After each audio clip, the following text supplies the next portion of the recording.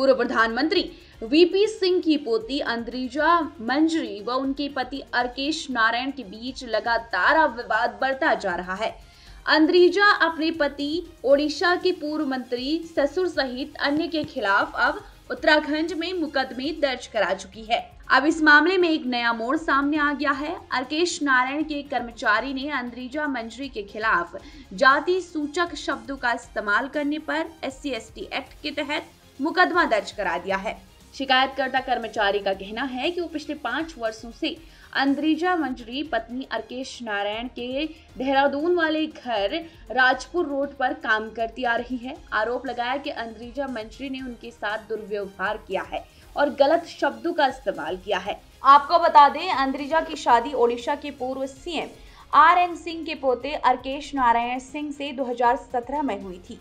उनके पिता ओडिशा के बालागोर से सांसद रहे हैं। अर्केश और अंद्रिजा पिछले कुछ समय से देहरादून स्थित अपने एक मकान में रह रहे हैं। पूर्व PM की पोती अंद्रिजा मंजरी ने पुलिस मुख्यालय में शिकायत की थी और आरोप लगाया था कि उनके पति अर्केश और उनके परिजन शादी के बाद से ही उनसे दहेज की मांग कर रहे हैं, जिससे उनका मानसिक उत्पीड़न हो रहा है।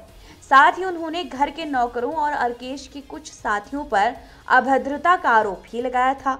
दूसरी तरफ अर्केश नारायण सिंह देव ने पत्नी अंद्रिजा मंजरी पर आरोप लगाया था कि उनसे सरोगेसी के माध्यम से पत्नी बच्चा मांग रही है।